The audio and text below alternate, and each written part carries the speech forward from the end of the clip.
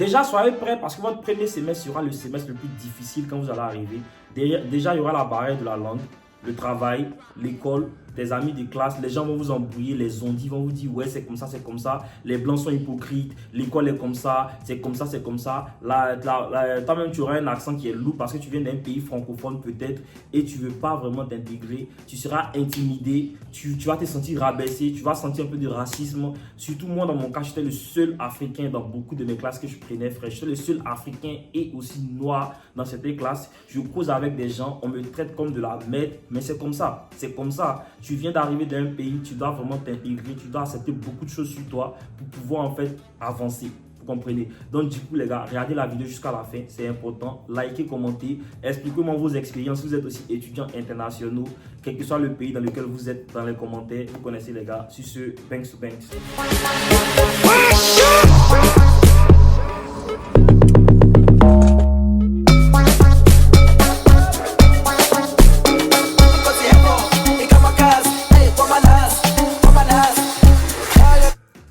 L'équipe, j'espère que vous allez bien sur le FMH, c'est carré. On se retrouve dans une nouvelle vidéo ce soir pour parler de mon premier semestre aux États-Unis, les difficultés que j'ai rencontrées et en fait ce que j'ai appris en fait, dans le sens que ça pourra vous aider. Voilà, ceux qui ne me suivent pas encore sur mes différents comptes Snap, Instagram, c'est FMH for real.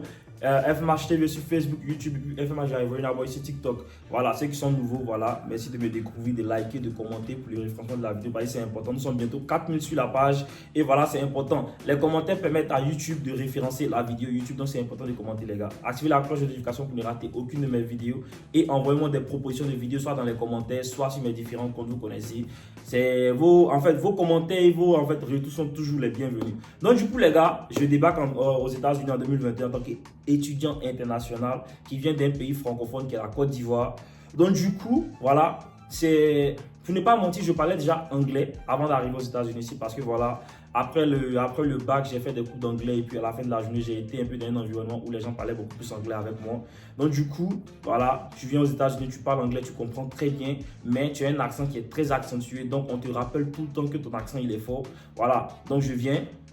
L'inscription se fait. Premier jour à l'école, les gars, c'était en ligne parce que c'était en période de Covid. Il y avait la Covid. Donc, du coup, on a fait beaucoup de cours en ligne. Sauf que parfois, on venait à l'école pour faire des labs, des trucs en in-person. In-person, ça veut dire en personne. Voilà. Donc, du coup, là, je suis un peu matrixé parce que voilà, je viens de la Côte d'Ivoire. Je me dis, je suis nouveau. Je vois les gens, ils parlent anglais. Les gens, ils posent des questions de malade en anglais du début à la fin. Après, je comprends. Mais j'ai peur, en fait, de m'exprimer. Voilà. Parce que je me dis, si je m'exprime, les gens vont dire, ouais, ton anglais, il est comme ça. Ou bien tu as un accent qui est comme ça, qui est comme ça. Donc, j'étais un peu frustré, un peu renfermé sur moi-même parce que je me jugeais, me disais que je ne suis pas au même niveau qu'eux. Mais avec le temps, ça s'améliore. Donc, la première anecdote avec ça, c'est que premier coup, voilà, il voit que les gens ils parlent anglais de manière malade comme on voit à la télé. Il me dit que eux, franchement, c'est des Américains de souche, ils parlent anglais. Alors que moi, c'est un peu inférieur, un petit complexe d'infériorité qui s'est créé. Mais les gars, un petit conseil, ne vous sentez jamais inférieur par rapport aux gens qui parlent anglais quand vous venez ici nouvellement. Parce que mine de rien, nous, on parle français, anglais et d'autres langues. Donc, eux, ils parlent seulement que anglais. Donc, c'est normal en fait que leur anglais et votre anglais ne soient pas au même niveau. Même après 10 ans ici, ton anglais et l'anglais d'un Américain qui est né et grandi ici ne sera pas pareil. Mais à la fin de la journée, il ne faut pas en fait te sentir inférieur par rapport à ton anglais. Petit conseil, il faut parler ton anglais. Parle ton anglais. Je sais pourquoi je vous dis ça. Suivez la vidéo, vous allez comprendre plus jusqu'à la fin. Voilà. Donc du coup, je rencontre en fait Maggie. Maggie, pour ceux qui la connaissent, elle a déjà été dans un de mes vlogs sur TikTok. On a eu une bourse ensemble pour aller à Boston pour une conférence. Voilà. Il a fait une autre vidéo sur la bourse. Voilà. Donc du coup, il a rencontré Maggie. On s'était en ligne, il lui a envoyé un message. Il dit, ah Maggie, moi c'est Ahmed, je viens juste d'arriver, ça fait un mois aux États-Unis. Là, je suis nouveau, mais je cherche à m'intégrer. Est-ce que en fait, tu pourras m'aider en fait à connaître un peu l'école, tout et tout, naviguer un peu l'école? Et puis on peut être amis, vous comprenez. Elle m'a dit directement, désolé, je ne te connais pas. Parce que je suis le seul noir dans cette classe-là. Elle m'a dit directement, désolé, je ne te connais pas. Donc, c'est pas possible. Quand elle m'a dit, c'est pas possible, elle a dit, ah, je suis nouveau encore. Il t'envoie un message pour te dire, je suis nouveau, voilà. Il cherche à m'intégrer. Il faut m'aider à m'intégrer. Elle me dit que désolé, c'est pas possible. En sachant que je suis le seul noir, je me suis dit, peut-être en fait, elle a peur de moi, bien c'est un racisme. Mais à la fin de la journée, monsieur, il a découvert que non. Voilà, c'est logique en fait que quand tu ne connais pas quelqu'un, la personne t'envoie un message au premier abord parce que vous faites le même coup, que ouais, soyons amis, tu vas m'aider à connaître un peu ici, je ne suis pas d'ici, je suis de l'Afrique de l'Ouest. Elle me dit, en tout cas, avec le temps, on va apprendre à se connaître et puis voir où ça va partir. Donc du coup, il a dit tranquille. Donc c'était vraiment difficile pour moi de suivre les cours parce que voilà, je ne suis pas vraiment habitué au système de cours en ligne. Vous connaissez, je viens de la Côte d'Ivoire, on est africain. On n'a pas vraiment ce système qui est vraiment développé en Côte d'Ivoire. Donc là, moi, je suis assis, je suis un peu perdu. Chaque fois, je lui envoie des questions. Il dit, ah, est-ce que tu peux m'aider avec ça? Elle me répondait par email, tout et tout. Elle essayait de m'aider comme elle pouvait. Et un jour, on s'est finalement rencontrés à l'école. Les gars, ce jour-là, c'est ce jour-là qu'on a parlé. Sinon, à la base, on parle toujours par mail. Elle n'avait jamais vraiment entendu ma voix, comprenez. On se rencontre en classe, on fait le cours de lab. Et après, on se voit dehors. Il dit, ah, il m'a dit, c'est moi, c'est Ahmed. Nice to meet you in person. Je lui parle, elle me regarde comme si elle est confuse. En fait, elle dit, hi, qu'est-ce qui se passe, tu vois. Elle me dit, chaque fois, après le nice to meet you que j'ai dit, toutes les phrases qui ont suivi, c'était je comprends pas, tu dis quoi, can you repeat, il dit hi, c'est quoi en fait? Donc le fait en fait qu'elle me disait tout le temps de répéter, comme si elle comprenait pas ce que je disais, automatiquement je me suis dit que mon anglais il est minable, alors que c'était pas le cas frère. Mon anglais, c'était pas le cas. C'est normal que quand tu rencontres quelqu'un pour la première fois, alors que tu as un accent, la personne ne va pas te comprendre en fait au premier abord. La personne va d'abord comprendre en fait ton accent et ensuite au fil du temps comprendre en fait ce que tu dis. C'est normal. Donc du coup moi je me suis directement frustré. Je me suis dit ah elle a des foutaises tout et tout. Donc alors qu'après cette rencontre là elle a dit ouais tranquille il est bien tout et tout. Elle m'a donné son numéro, on a commencé à causer maintenant quand il y avait des questions. On a commencé à étudier ensemble, traîner ensemble. Franchement Maggie, plus on traînait ensemble, plus je voyais que voilà, c'était une élève vraiment studieuse. Elle aimait vraiment étudier. Mais à la fin de la journée, c'était pas vraiment le type A en fait d'élève. Elle n'avait pas vraiment les meilleures notes tout et tout. Alors que moi, avant, au début du semestre, pour moi, elle était mais superbement intelligente. C'est vrai qu'elle est intelligente, mais c'est pas comme si elle est vraiment en fait. Je sais pas comment vous expliquer. Elle est intelligente, mais à force de, parce que moi je la juge juste parce qu'elle parle anglais, tu vois. Moi, pour moi, elle parle anglais, mais super bien. Donc elle est peut-être la meilleure de l'école, comme ça, alors que pas forcément. Il y a des gens qui étaient en classe qui n'ont jamais parlé, mais qui avaient des meilleures notes qu'elle. Même moi-même, en fait, j'avais des meilleures notes qu'elle, tu vois. Mais à la fin de la journée, elle parlait anglais parce qu'elle était américaine, elle est née ici, elle a grandi ici, c'est une blanche en plus. Donc c'est normal, en fait, tu vois.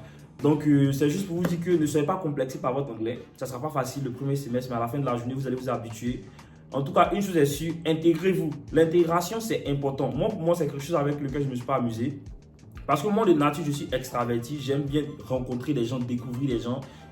J'aime sortir, j'aime pas vraiment rester à la maison. Je ne suis pas casanier. Et puis moi, je suis joyeux. Donc, ça fait que c'était facile pour moi de m'intégrer, rencontrer des gens. Je ne me suis pas mis dans la case des gens où on dit, ouais, les blancs sont racistes, les blancs sont hypocrites. Faites attention, faites attention. Les blancs sont certes hypocrites, mais ils ont beaucoup de valeur par rapport à la communauté africaine. Parce qu'entre Africains, c'est rare en fait de voir entre Africains s'aider. Alors que les blancs, quand ils ne t'aiment pas, ils vont te montrer clairement qu'ils ne t'aiment pas. Mais s'ils sont avec toi, ils vont te montrer voilà, que je suis avec toi. Ils vont te soutenir dans ce que tu fais. Il y a beaucoup de choses comme ça qui se sont passées. Il y a fait des story time qui vont venir. Par exemple, comment j'ai trouvé mon premier stage. Ce sont mes amis des classes qui sont blancs qui m'ont aidé à trouver mon premier stage. Si je m'étais mis dans la case où je me dis, ouais, je ne vais pas m'intégrer, je ne vais pas causer avec les blancs parce qu'on me dit. Les on dit, il ne faut jamais les écouter. Et n'ai jamais trouvé mon stage. C'est grâce à mes amis des classes qui sont en majorité blancs que j'ai trouvé un stage. Donc du coup, les gens qui vont vous dire, ouais, les gens sont hypocrites. Foutez-vous royalement de ce que les gens vont vous dire. Intégrez-vous, rencontrez les gens. Si tu vois que la personne est hypocrite, tu la libères. Mais il ne faut pas juste te baser sur ce que les gens disent pour juger les gens. Si vous faites ça, les gars, ça sera très compliqué pour vous de pouvoir en fait vous intégrer en fait à l'école. Voilà. Tout en sachant qu'il y a les activités qui se passent à l'école, telles que si par exemple moi je faisais génie civil, voilà, il y avait American Society of Civil Engineers, il y avait Geotechnical Engineering. Donc du coup, c'est elle qui m'a montré tous ces circuits-là à l'école, qui a fait que j'ai pu en fait intégrer ces clubs-là. Pas forcément le premier semestre, mais après. Mais voilà. C'est pour vous dire juste que le premier semestre, ça a été bien pour moi de causer avec elle. Et en plus d'elle, j'ai rencontré beaucoup d'autres amis en classe avec lesquels on causait.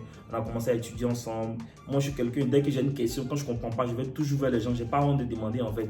Non seulement aux professeurs, mais à mes amis de classe. Quand je ne comprends pas, je viens vers toi et dis, ah, c'est comment, je n'ai pas compris ça. Est-ce que tu peux m'aider? Tu vois, je fais ça avec tout le monde. Donc, ça fait que, voilà, c'était facile pour moi en fait de m'intégrer, de parler avec eux.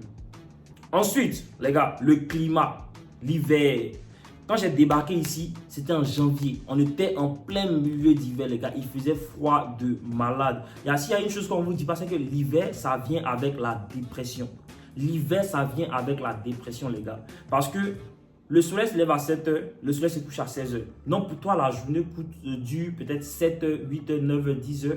Et puis la nuit dure 14 heures. Alors que la nuit, frère, à part dormir, étudier, tu peux rien faire d'autre. Vous comprenez? Tout en sachant que, frère, tu es là, il fait froid, il n'y a pas de coin à visiter, franchement. Après, moi, j'avais la chance dans le sens où je suis venu avec 3 de mes amis. Donc, du coup, on ne vivait pas très loin l'un de l'autre. Parfois, je partais voir mes amis, on passait du temps ensemble.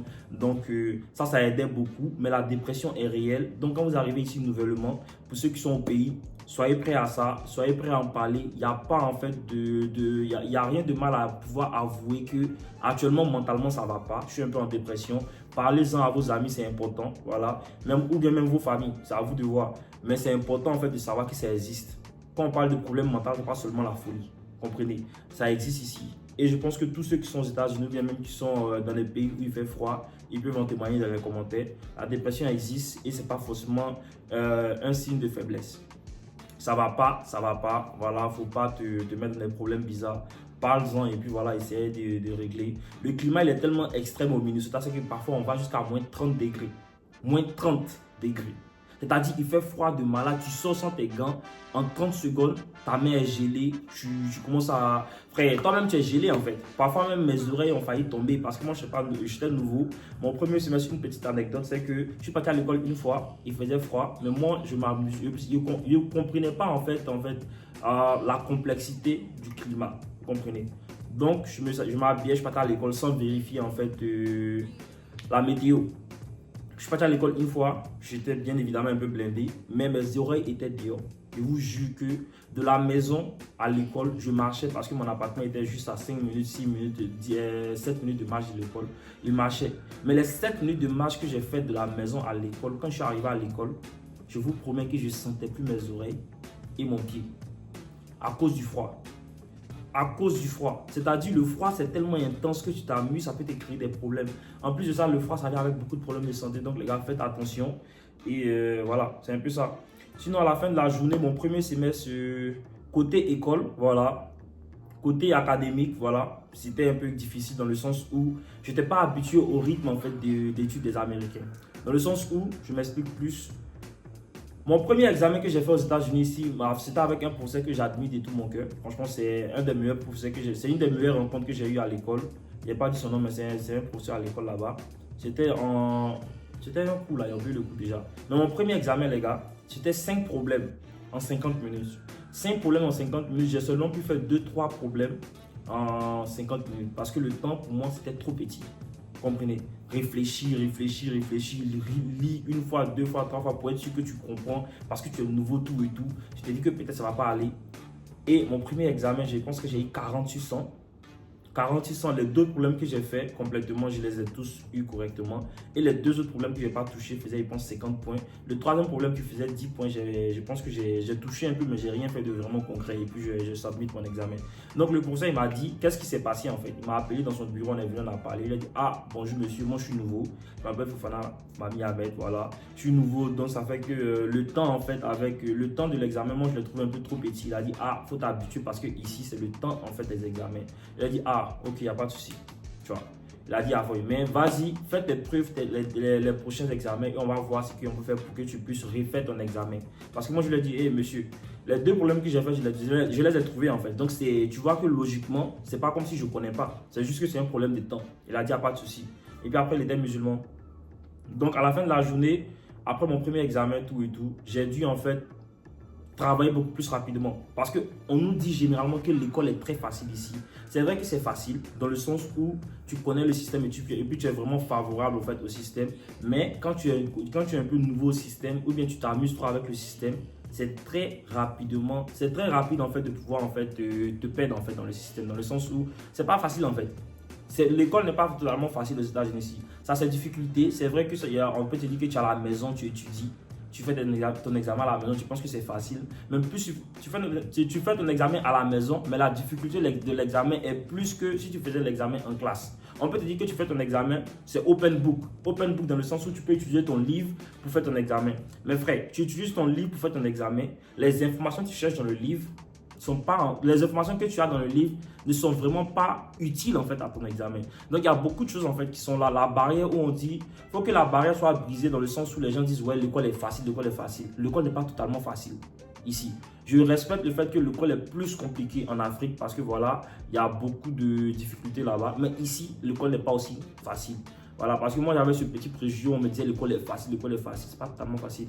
Donc du coup, après en fait le premier examen, tout le long du semestre, les examens, on a fait le deuxième examen, ça c'était, j'ai eu presque 93 sur 100. Donc le prof il était impressionné. Après moi on faisait Boileau en Côte d'Ivoire. Donc du coup je connaissais toutes les formules mathématiques en classe. Donc dès qu'il pose une question, les formules sortaient de ma tête en même temps, de manière en fait tellement logique qu'il était surpris de voir en fait que j'avais en fait toutes ces formules en fait dans ma tête. Il m'a demandé mais comment ça se fait que tu maîtrises toutes ces formules? J'ai dit ah moi en Côte d'Ivoire on n'a pas en fait les formules à chiffres.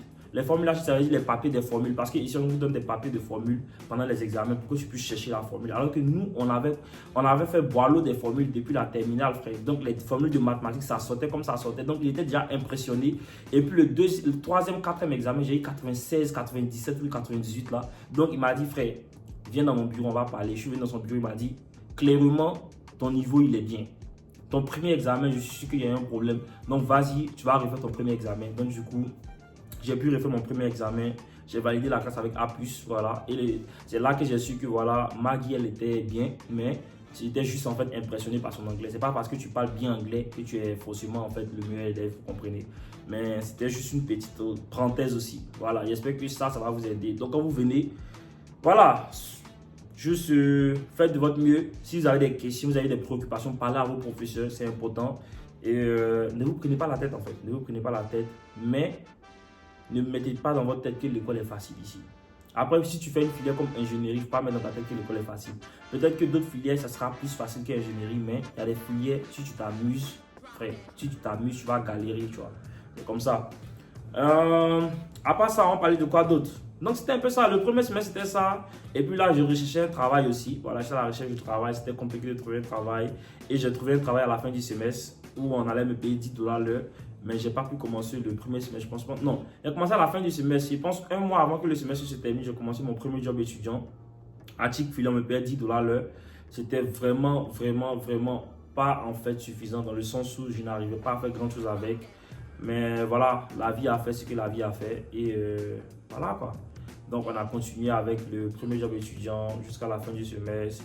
Le deuxième semestre, on a fait le même job. Et le summer, je suis parti le summer avant le deuxième semestre, je pense que je suis parti à Atlanta ou New York, un truc comme ça. C'était bien, on a profité.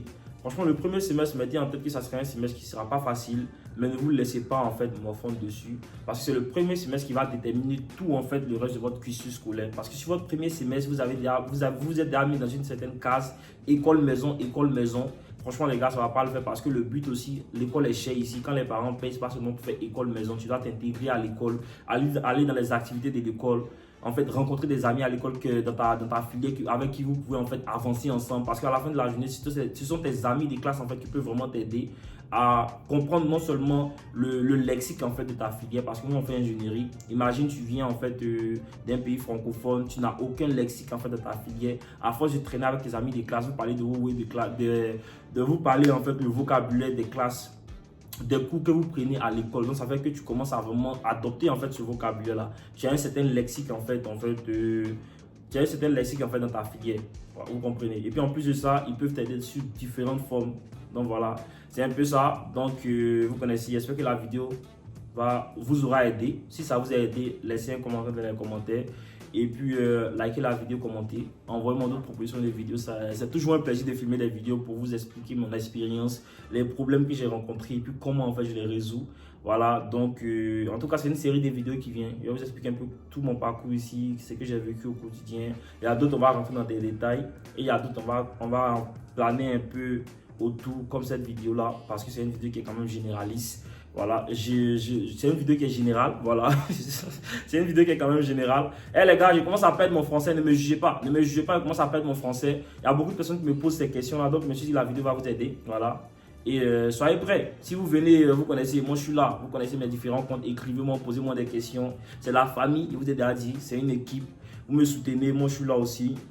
Je crée du contenu pour vous, voilà, likez, commentez, abonnez-vous, vous ne ratez plus de mes vidéos. Voilà, vous connaissez les gars. Sur ce, Banks to Banks. Bouyaka.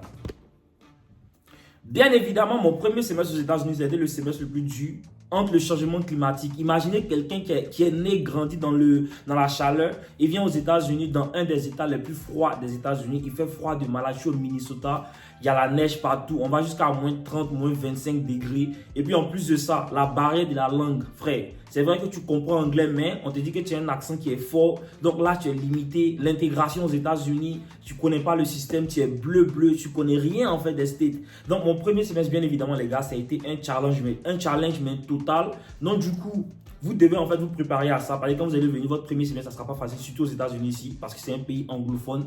Nous, on vient de la Côte d'Ivoire, spécifiquement pour moi et les gens. Bon, je vais dire ma première cible en fait, c'est les Ivoiriens. Donc du coup, nous on vient de la Côte d'Ivoire, il fait chaud en Afrique, il fait chaud, on n'est pas habitué au froid, frère. Donc ça fait que tu es là, tu es